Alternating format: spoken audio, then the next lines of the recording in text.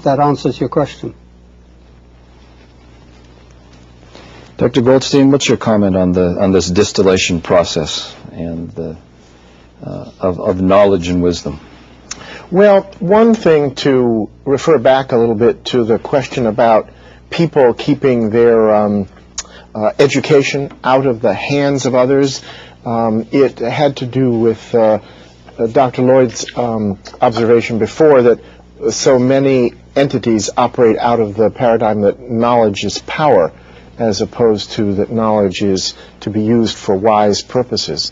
I think that each of us, and it's a strange thing, it goes back to the first question that we posed at the very beginning about, is this an art, is it a science? How do you know what really is wise? Is this genetic? Is it circumstantial? And the distillation process, I think, is very different for everybody. We don't all operate on the same plane as we interpret information and our experience of things. And so I think it's a little bit, shall I say, it's very frustrating, because I don't think there's a simple formula. It's like one of these things where we kind of know it when we see it. We feel that it's right, we operate out of it, and then it works for us or it doesn't. But it's an enigma. Our next question is from La Universidad de Occidente in the city of Los Mochis in the state of Sinaloa in Mexico.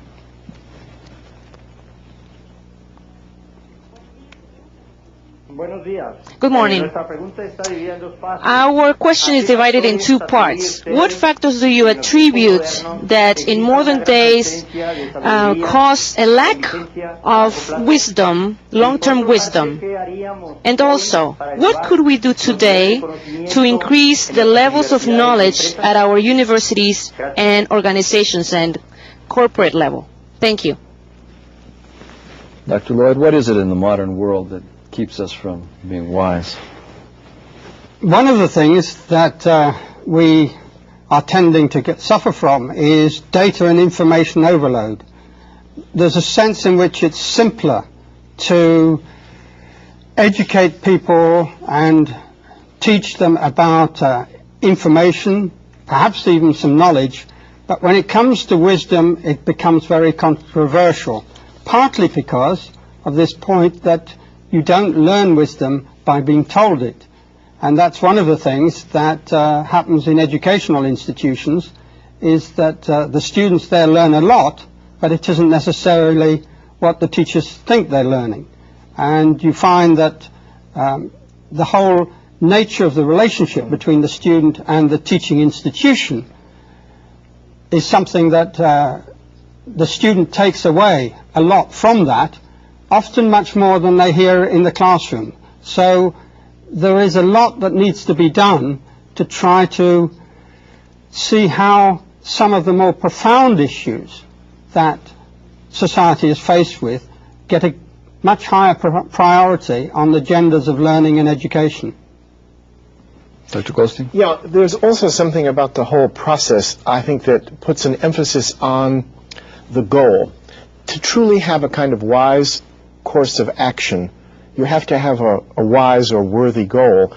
And one of the reasons I think we don't see a lot of wisdom in the world is that there is a spirit almost of worldwide short-term gain, call it greed, where people are looking at what is immediately in front of them and want a material return right away.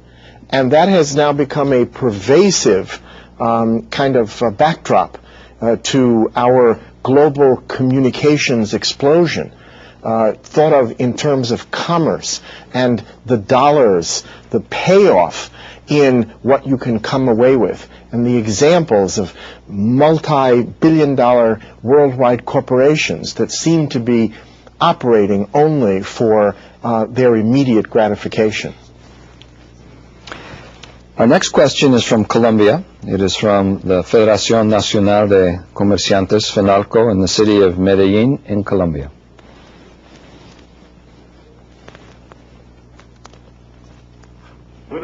Sí. Good morning. Our question is the following. A company is characterized by being, quote-unquote, very pragmatic in its approach. And rentability or profitability is the beginning and the end of the company, and we forget about other principles such as spirituality. Then how can we allow for an organizational development process that would allow aspects such as spirituality and wisdom? Thank you.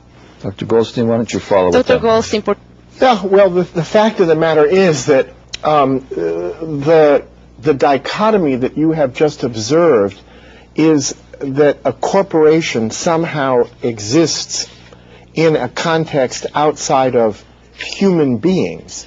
And legally, a corporation becomes established, and then people talk about IBM or Microsoft or the corporate entity as though it really can function beyond individuals. As you will see and hear when I talk about my perspective on this whole matter, I think what we have to reintroduce is the notion of human scope and human scale. We have lost the humanity of our communications and the way we do business. And we forget that. And we have to reestablish that. Thank you. Our next question is from la Universidad Tecnológica en Tecamachalco, which is in the state of Puebla, in Mexico. Good morning. Greetings to everybody. This is our question. In our previous session, we talked about the fact that the 20th century was a century where economy reigned. What do you think about our next century? Should we and do we have to be more wise? Thank you. Dr. Lloyd? I certainly would very strongly argue that it's extremely valuable for organizations. And following on from the point that was just made by Dr. Goldstein, the research that is being undertaken now is showing that those organizations that are driven by a strong sense of values are those organizations that are the most successful over the long term. So there is, in all sorts of organizational contexts, an increasing concern with what are the values of the organization, because those are what determine whether or not it will survive for hundreds of years, not just focusing on the next quarter's profit figures. Thank you. Our last question for this session is from Ecuador. It is from La Universidad Espíritu Santo in the city of Guayaquil in Ecuador.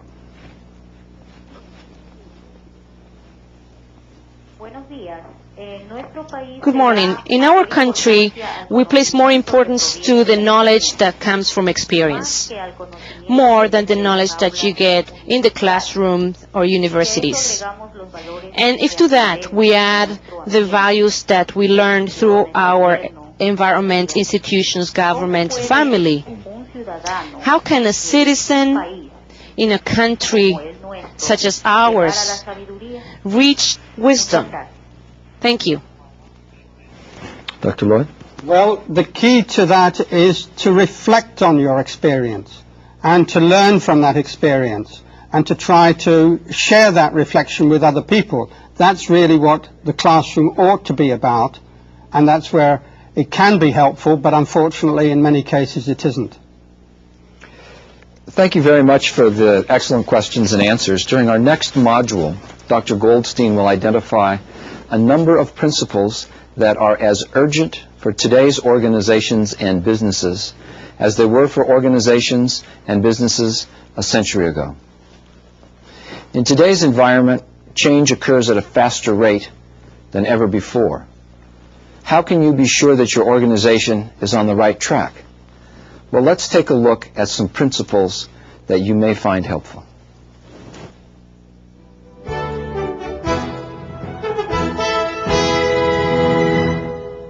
A critic who read my recent book, You Can't Go Wrong, by Doing It Right, 50 Principles for Running a Successful Business, talked with me on the telephone as part of gathering information for her review.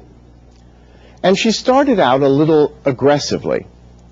I think that she was trying to be kind of a hard-nosed reporter, catching me off guard, when she said, right at the beginning of our conversation, "You know, I didn't find anything all that earth-shattering in your book." Well, little did she realize that she was playing right into my hands. Instead of taking offense, I replied enthusiastically, "Great, then you got the point of my book. You see," I continued, "I set out to discover the obvious, tried and true basic principles of good business practice that people tend to overlook or appear to have forgotten. I believe that when you get right down to it, there really isn't anything all that new to be learned about the management of organizations. Except in the fields of the hard sciences, all that we really keep doing is rediscovering the same old things. Of course, we call them by different names. We put the same old things in new and different packages. Fads keep much of the world economy going. We have faddish diets and exercise programs, business models and paradigms that come and go, and faddish ways of dressing. Our world is caught up in the pursuit of the cult of the new, the different, the supposedly revolutionary, and promises of the truly transformational. Hardly a day goes by without our hearing that some outrageous technology is going to change our lives, the way we do business, the way we relate to each other, play, think, receive medical attention, travel, or otherwise spend our time. Millennial fever has only made things worse. It is the agony and the ecstasy of all of us who have been alive at the end of the 20th and at the dawn of the 21st century that we live in a culture that seems to be swept up in frenzied change and the pursuit of frenzied change. Some people are still waiting for a massive shift in consciousness to occur simply because we crossed into the year 2000. We assume that what will help us be most productive in the future is something strange, as yet unthought of, and even exotic. And we are looking for the special, the novel, the unusual, even waiting for it to emerge and take us by surprise. The American comedian Groucho Marx is supposed to have said, "I wouldn't want to be a member of a club that would have me for a member." I think you could rewrite that sentence to describe what many people working in businesses and organizations feel about what they have learned and about what they need to know. Rewritten, it would become, "I wouldn't want to know what I know about what I need to know. There has to be something more and better." To return to my book, You Can't Go Wrong by Doing It Right, for a moment. It is the exact opposite of pursuing the cult of the new and different, just for the sake of being new and different. It is based upon a case study of a company that was founded in 1898 in the United States and that is still in business, even though the original owners sold it many years ago. The book is a Back to the Future book about business and organizations, and even about life. But it isn't just a nostalgic trip, a look backwards just for the sake of resurrecting the past. Any of you who have dealt with publishers know that they don't risk their money producing books just because they happen to be pleasant excursions in history. No, the point of my book is that there really are timeless principles of good business and organizational practice. And, as the title says, you can't go wrong by doing it right. Of course, you first have to know what is right so that you can do it and not go wrong. And that is much easier said than done. So that's where the book comes in. It talks about a collective body of knowledge that has emerged out of the practical experience of doing things. At its highest level, that body of knowledge approaches what we might call wisdom. At its basic level, it might simply be called good sense. That same body of knowledge appears to be timeless. We may choose to forget or ignore it from time to time, but eventually we will come back to it. We will see the wisdom in applying it, because when we stray from it, we make mistakes. The underlying observation that led me to write my book is this: as we look forward to the challenges of the 21st century, and as we hear of the supposed dramatic breakthroughs and innovations of the future, we need to understand that, ironically, what will really make us most successful in the future are the tried and true principles, the wisdom of good business that we actually associate with the late 19th and early 20th centuries. Those timeless principles are based upon the most obvious and reasonable standard or benchmark. What is human? Human in scope and human in sensibility. In other words, we have to rediscover the lost art of doing business. Far from hurling us headlong into some altogether unknown future, modern information technology is actually putting us squarely in touch with the eternal principles of the past and our past. To be successful in the 21st century, you will have to move as quickly as you can back to the future. In the early years of the 21st century, precisely because of advances in information technology, we will see the rebirth of humanistic business.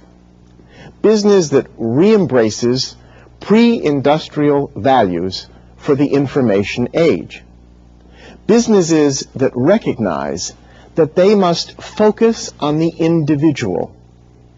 Organizations that see the importance of developing one-on-one strategies between themselves and each person with whom they have dealings. In the future, technology will put us more in touch with ourselves and with others. Modern information technology is empowering individuals to become more and more themselves. And in the process, individuals are expecting to be treated more and more as individuals.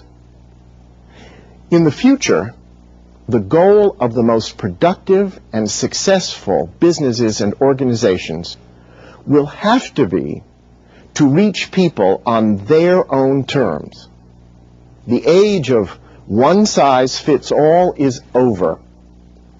We shall see a dramatic change from the mass marketing of the 20th century to micro-marketing, more reminiscent of the 19th century. Even organizational structures will be throwbacks to a former time. The military-industrial model of large, hierarchical bureaucracies will become obsolete and unworkable. Late 19th and early 20th century business was made up of small, boutique stores and companies.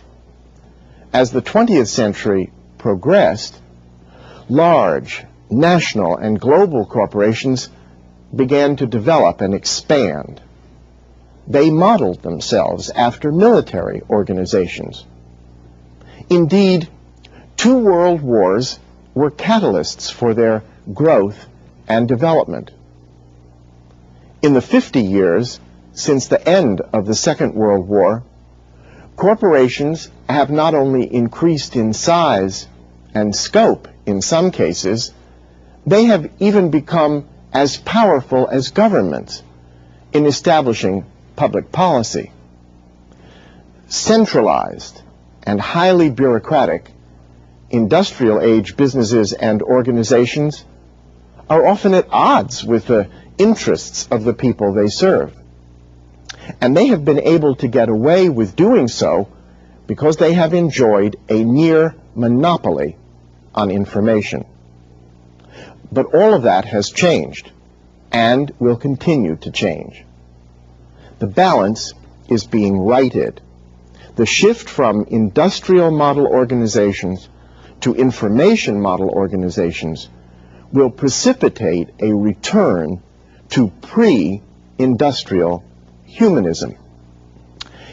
In other words, it will become increasingly clear that there actually is a kind of fundamental natural law in human conduct, and therefore in business.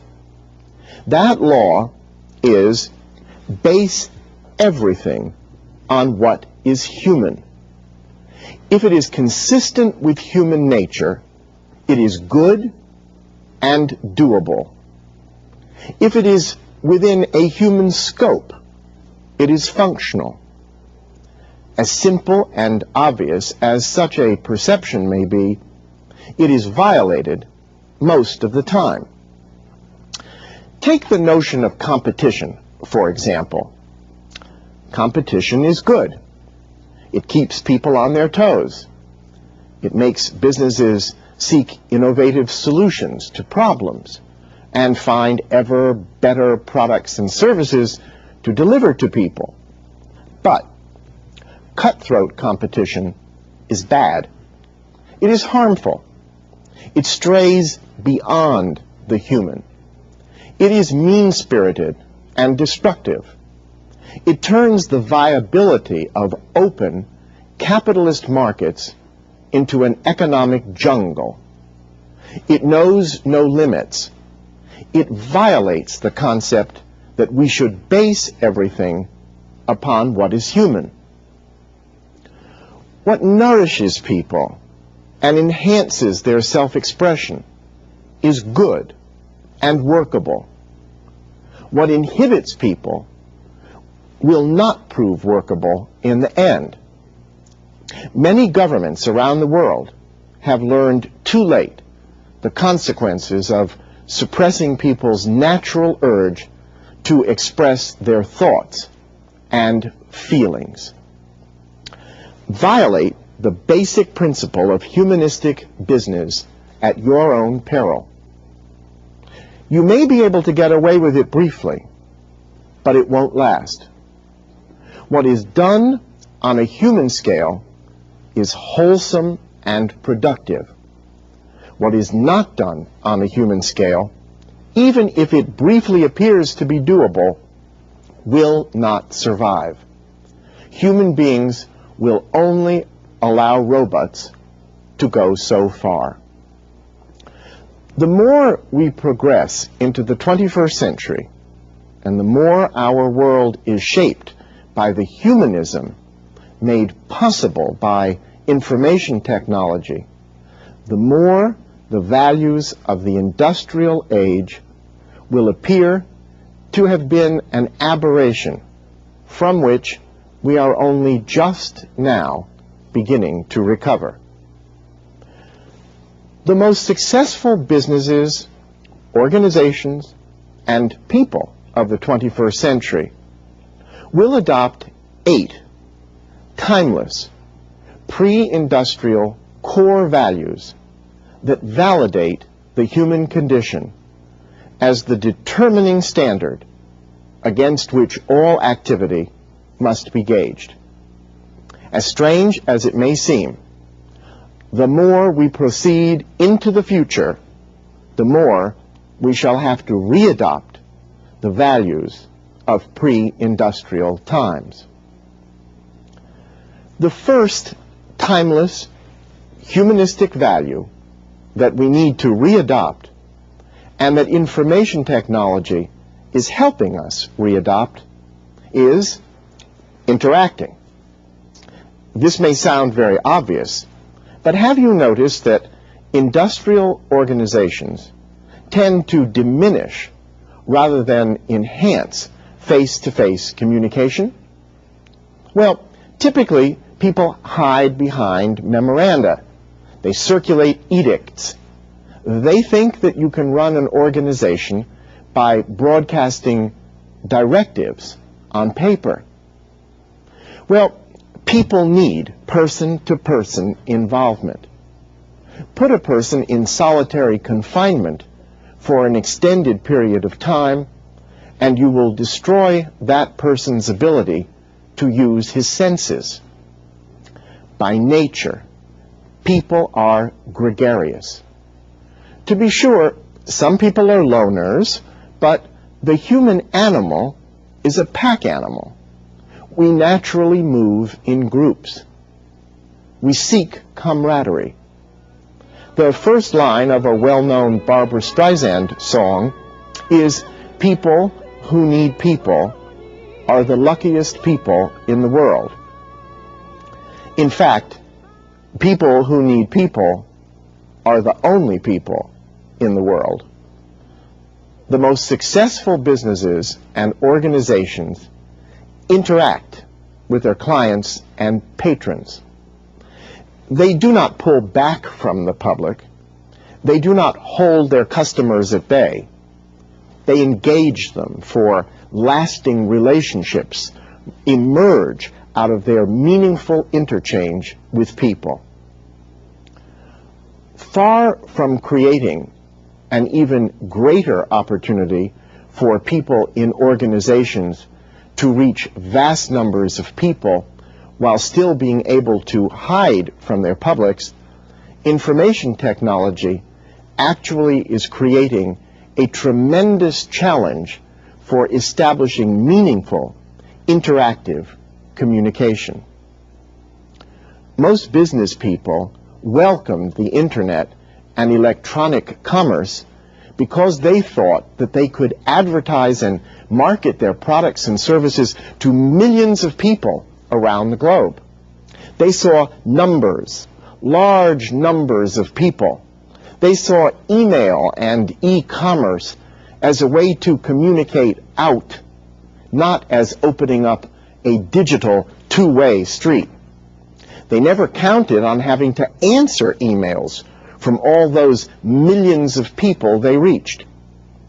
In other words, they thought in industrial age mass market terms, but not in pre-industrial humanistic terms.